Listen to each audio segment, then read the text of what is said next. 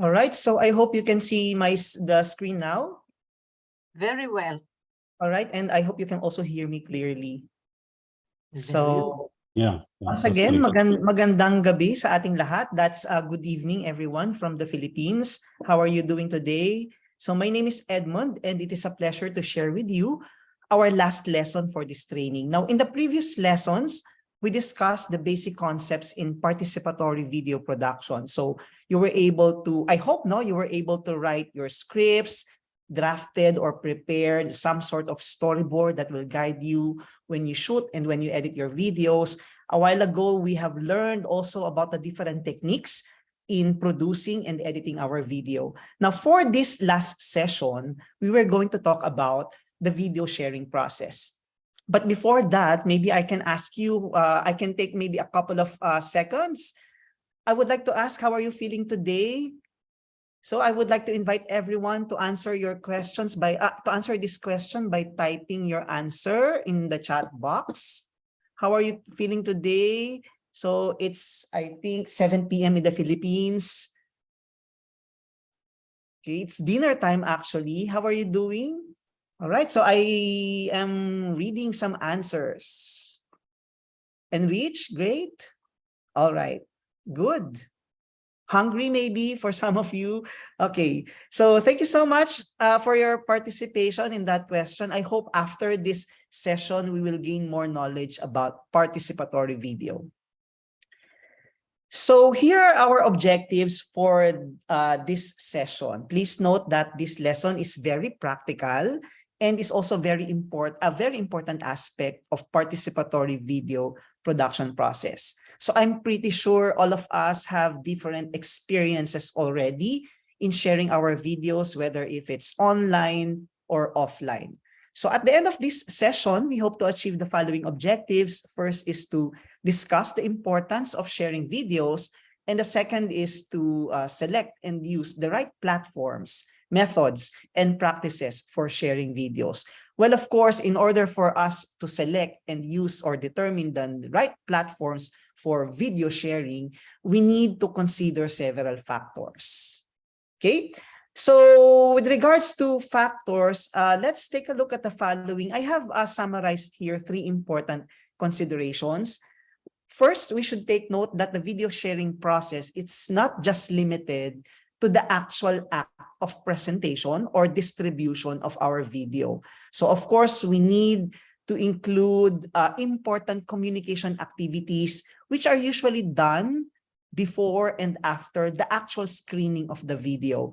It's a common misconception when we talk about video sharing. It only refers to how we distribute videos, but actually as a communication activity, there are so many factors that we need to consider. As I have said, what are those activities? And these activities are done before, during, and of course, after the screening.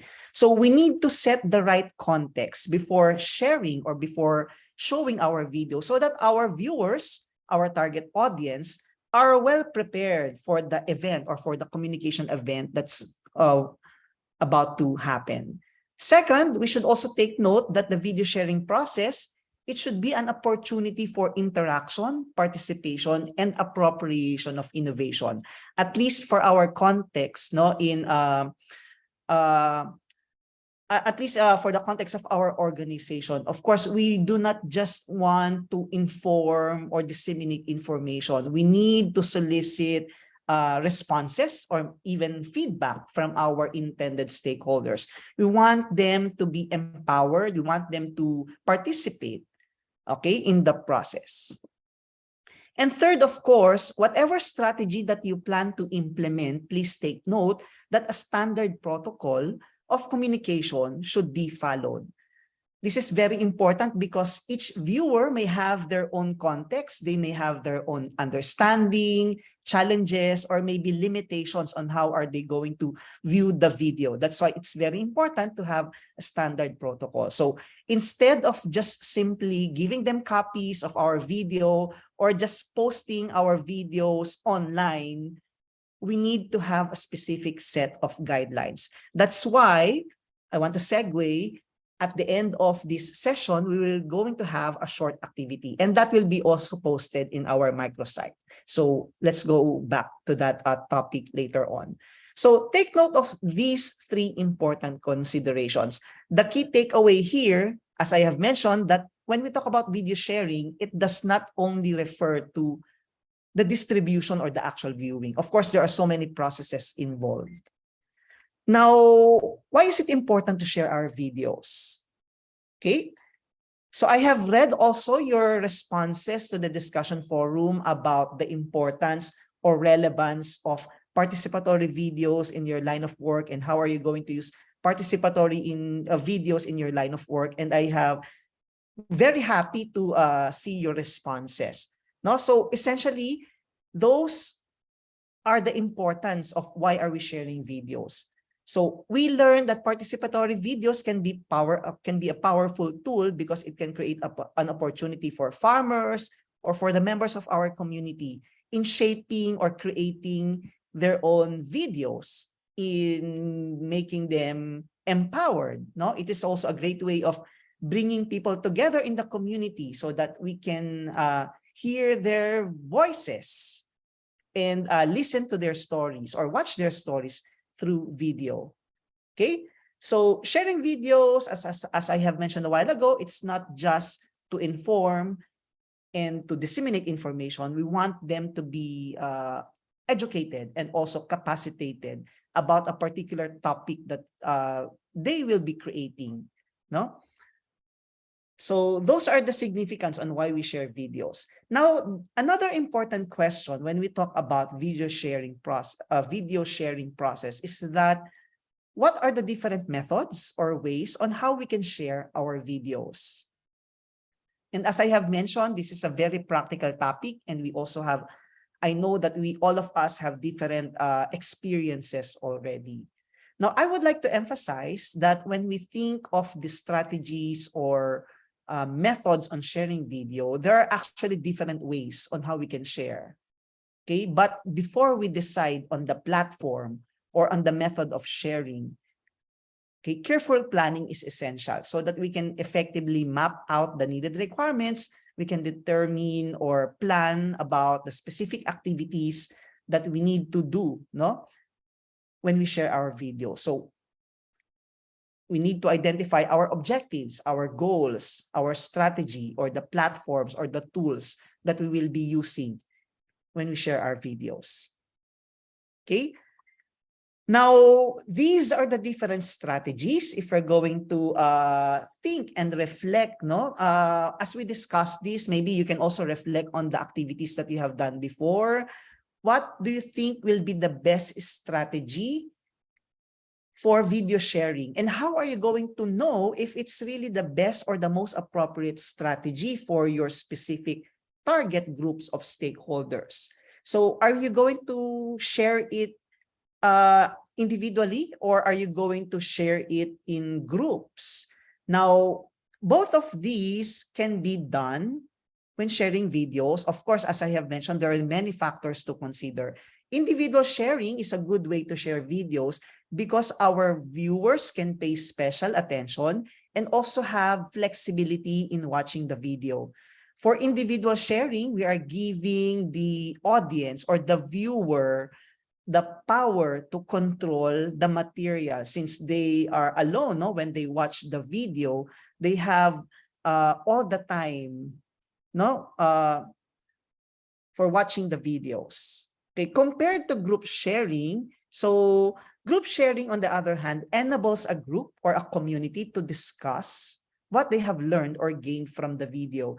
I think one advantage of group sharing is that if you want to elicit group responses, if you want to consolidate the opinions of the community, then perhaps group sharing will be an easier way to solicit feedback and comments and share their opinion, no, or how they interpret the videos that they have watched.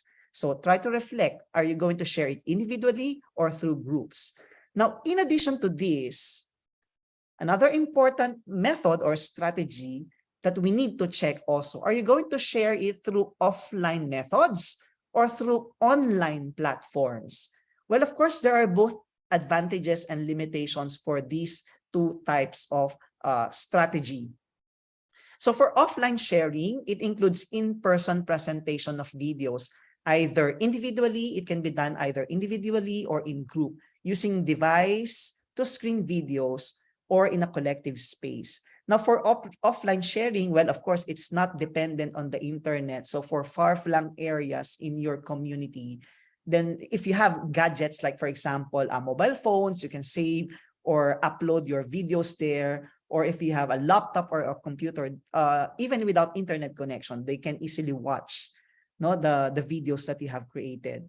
Now, on the other hand, for online sharing, so we are using different online means, either through channeled and targeted groups or on open media platforms, or we're going to discuss that later.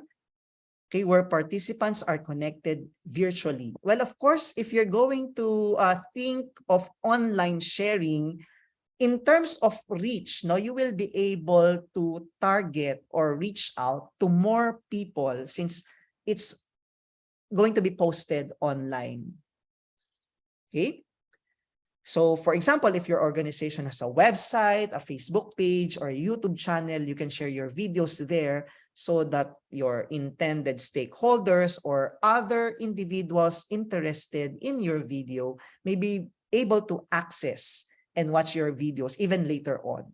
And these videos may be downloaded and saved in their own devices for later viewing.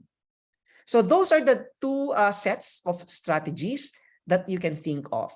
If ever you decide to use video for face-to-face or in-person situations, now this is for offline or in-person sharing, whether individual or group, there are 4 phases or steps that will allow us to effectively accomplish our objectives. Now, I believe the first 2 steps in this, in the list here, you have already discussed in the previous lessons. So determining the needs and the programming and the organization of your content. You have discussed that in script writing, in message design, and even in editing. For our major concern in this lesson, we are more concerned with the execution. So that's the third process. So this is the time when we present our videos. So for execution, we can actually organize a learning event. For example, in my experience at the college, since our stakeholders have limited devices or limited resources for viewing the videos, what we usually do is to gather them in a town hall, and then we have a group session. We collectively watch the video and engage in the discussion or share in the discussion afterwards. So that is one way on how we can present our videos. Okay. Now, for monitoring and evaluation, so it refers to a continuous process. We would like to check the whole process and highlight the specific milestones, including, for example, how the video is facilitated, your reach, were you able to achieve your objectives? We would like to check on the impacts also of the video that we have produced. Okay, so this is for using video and in-person situation. Well, again, as I have mentioned, this is really quite a case-to-case basis. At least in our experience in the Philippines, it's really more convenient to gather the group in a town hall and have a collective watching of the videos. Although some prefer to give them copies, okay, where they can watch on their own through their gadgets or through their device, like, for example, a cell phone. Okay. Now, for online sharing, these are the important steps that we need to take. Now, actually, I have listed here 3 important items in the checklist. The first thing that we need to do is to create a list of people to whom you would like to share or to whom you would like to be part of your group or your community, where you're going to share your video. Now, this group or this list will be decided, number 1, based on the objectives of the program. Well, of course, we want the experience to be really targeted. That's why we need to identify who will be our intended viewers or audience. No, well, most probably these are the members with whom the facilitator or the moderator of the activity will be selecting, no, based also on the objectives of the program. If there are no existing groups in the community, let's say group of farmers, group of senior citizens, group of women, or let's say youth groups, no, if there are no existing groups in the community, it will be helpful also if you can select community members who fit most appropriately to the characteristics of your target audience. Sometimes based on our experience, in one community, there are specific groups, let's say a farmers group, and we create a video to them, and they would like to share the same video to another community or another barangay or another town. However, there are no established farmer groups there. So what we usually do is to select viewers who share the same characteristics with our intended or with our target audience. All right, so that way we can it will be extremely useful also to select influential or leading members of the community who can help us in selecting our intended audience. So in most cases, these leaders, they may have a positive say on the matters of the community mobilization. So this will include your village leaders, successful adopters of practices or technology in your community. These are your progressive farmers or even teachers. Okay. And of course, when creating a list of people, we need to provide them appropriate and adequate information. Okay, before we invite them to the video sharing activity, we need to inform them about our objectives and the importance of their role as maybe change agents or as maybe leaders or mobilizers in the community. So it will not just be benefiting them individually, but of course, we would they can serve as agents, no, in influencing the other members of the community. Okay, so that will be our checklist, create a list of people. The second one is for online sharing, we need to determine the platform for video sharing. Well, of course, there are so many online platforms that you can use. What you're seeing right now are virtual communication tools. So these are the different applications or apps that we usually use to communicate. Now, these tools are very important because I think everyone has these apps. Now, when we communicate to the community or to other peers or to our colleagues, we usually use virtual communication tools such as Skype or Facebook Messenger, or in Thailand, they are using Line. In Korea, they are using KakaoTalk. I am not sure in Africa which virtual communication tool is the most popular there. May I know? You can type in the chat box. I am not sure if it's Viber or WhatsApp, okay, or if it's Telegram. What is the most popular virtual communication tool? You may type your answer in the chat box. It's quite interesting to know. All right. Now, these virtual communication tools have the capability to share videos. All right. So Victoria mentioned WhatsApp. Okay. They're using Messenger and Line also. Telegram. Okay. So these tools have the capability to share videos. However, there are limitations in the file size. No, a while ago, I think Chad mentioned about the file format when you export your video. I think the safest for online platforms will be .mp4. It is the most common file format. Now, maybe if not all, but most applications will be able to play videos in that MP4 format, and it occupies a lesser space. Now, however, the format or the definition is quite lower compared with if you're going to use, let's say, .mov, .avi, or .wmv. Those have higher definition. However, since they have higher definition, they have bigger sizes of files. Now, so for visual communication tools, limited space. Now, think of lower file size. Now, in addition to virtual communication tools, you can also use different media platforms.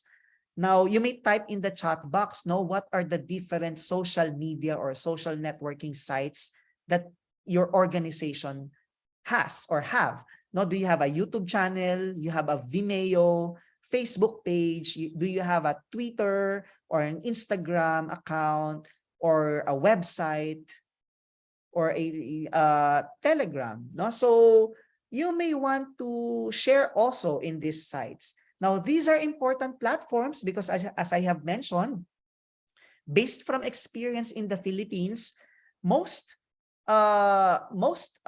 farmers, they visit social media sites more than the actual website of, let's say, Comdev Asia or the actual website of a particular organization.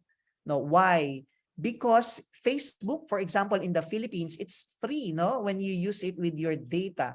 However, when you open your website in a browser and using your gadget, it's according to them, it's quite expensive to access the other pages. Now, so we also need to think about the accessible resources or accessible apps, on the part of our intended stakeholders. Okay. So just a disclaimer or just a caution, whenever you share videos online, you need to follow specific guidelines. Chad mentioned a while ago about using music, So be sure that it's not copyrighted. Be mindful of the copyright clause and you may also want to include other important reminders for the viewers, like for example a disclaimer, because if the content is not original, then therefore you will have an issue.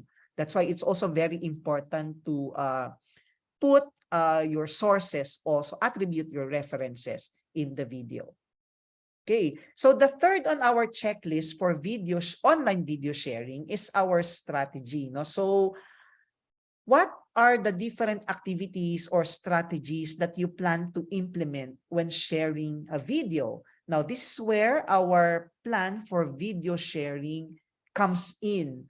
We need to identify the specific steps. We need to write down our objectives. We need to write or identify who will be our intended stakeholders or our intended viewers. What are the apps or the platforms that are available to them? We need to determine the different activities that they can easily access or use. And of course, how are we going to monitor and evaluate? Now, for our strategy, once you have outlined all those in your plan, so the next thing to do is to inform our target audience by sending them a message explaining the purposes of our activity. And in this case, now we would like to get the community's ownership and participation. So we would like to engage them also in probably, for example, conference calls with leaders, so that they can help us also in mobilizing the community, in disseminating the videos, and also in monitoring and evaluating our videos. Okay. So we have discussed the different strategies, whether offline, online, individual, or group. So if you're going to ask me, what's the best strategy? Okay. So what is the best strategy that we can use when sharing a video? So if you're going to ask me this question, I would say that the best strategy or the most appropriate strategy would really depend on several factors. First of all, we need to check our objectives. Why are we sharing this content to our target stakeholders or to other groups who may share the same interest? So it should be clear from the very beginning. Why are we sharing the videos? Is it just to inform them, educate them, or maybe empower them? Or we would like to mobilize them in adopting, let's say, a particular practice or technology? Second thing that we need to check, in selecting the strategy, what type of resources are available and accessible to our stakeholders? Okay, are we going to use in-person, group sharing, individual sharing, etc.? Is it going to be online or offline? And as I have mentioned a while ago, based from experience in my university or in my college, no, the most convenient thing to do is to gather them in group, and then we have a short or a mini forum after watching the video. Now, we can also post videos. We can also share videos online through a repository, and when we share it, let's say in whatever means, no, whether online or offline, we can think of combining it with another strategy or with another tool. Like for example, I will be posting the video in YouTube. However, there is also an accompanying handout or a reading material, or maybe a website, or maybe a Facebook group, so that in addition to the viewing experience, my intended viewers or stakeholders have another material where they can also browse the same content. As I have mentioned to you a while ago, there may be limitations in terms of resources or accessibility. That's why the multimedia approach, combining video with other tools or resources, may also be useful. Okay, so those are the different factors. Now, finally, I think this is the last for this evening's topic. What happens next? After you have shared your video, what happens next? Now, as I have mentioned a while ago, the video sharing process does not end with the presentation and distribution. So we need to monitor and evaluate. So these are important components also of our participatory video process, because M&E helps us in determining if we are able to achieve the objectives, and help us in drawing out lessons which we can adopt later on. No, so when monitoring, we can check, for example, the number of viewers. Let's say if it's posted online, who are these viewers? We can send them messages, get their profile. We need to get the number of copies distributed, how the farmers or how our target stakeholders access or watch the video. Did they use the website? Did they visit the YouTube channel? Or did they watch it through face-to-face or individual sharing activities? And of course, another important thing that we need to check also are the impacts of the video. Not because we would like to determine if we are able to achieve our objectives, if we're able to achieve the targets or the indicators that we have set out for the video sharing process. Now, collecting of data, M&E, in the M&E process may be done through several methods. So we can use a simple survey, we can interview our respondents or the viewers or the members of the community. We can also hold some focus group discussion and solicit feedback, or as simple as a forum maybe. So those are different ways on how we can gather data. Now, after gathering data, we can analyze and check the possible trends, check against our objectives if we're able to achieve those. And finally, we prepare our M&E report. So all in all, this is what we have discussed today are the important activities for video sharing. No, in addition to what I have discussed, I would like to invite everyone to visit our microsite and browse the other references and the other materials that we have posted there. All right. So before I ask this, this is our lesson. Sophie, can I continue to lesson 5 activity? Yes, go ahead. All right. So for lesson 5, this is going to be our activity, and the instructions are already posted in our microsite. So essentially what you're going to need to do is to develop a simple plan don't worry, no, just for the purpose of this activity, we would like to develop a simple plan for sharing your video output using the template below. Now, please turn in your outputs on or before day 4, no, on December 15. Or if there are changes in the deadline, so we'll keep you posted about that. So for the video sharing plan, we need to identify the following. Now, the name of the writers, the title of your video. We need to include also the length or the duration of the video. Let's say if it's a 5-minute video, what are your objectives? What are the objectives of the video?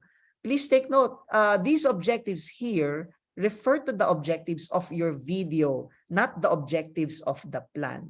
No? So after writing the objectives, we need to identify our stakeholders, target stakeholders, and if you can provide a brief description, maybe a 1-paragraph description will do.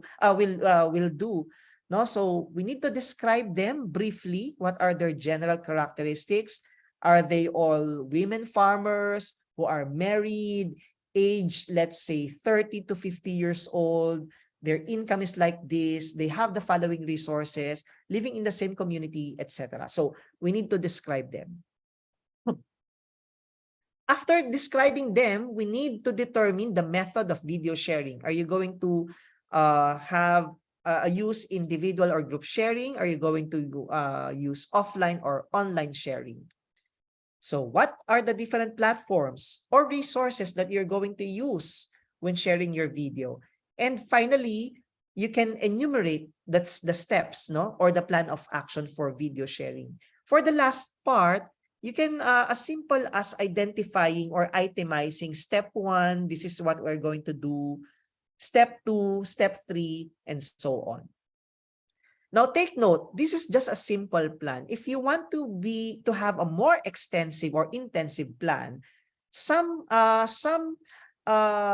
groups, they include or they put this in a matrix or in a table where they also include, let's say, the length of time, the schedule of video sharing, the people in charge in video sharing, or even the budget. No, they also do include that. They put all those information in some sort of a matrix. Well, you can also do that. And I think if you have a very detailed, a very specific plan, the better, no, for the implementors or for the facilitators of the video sharing activity. All right, so that ends my discussion for tonight. If you have questions, I think it's now the time to answer those questions. Thank you so much.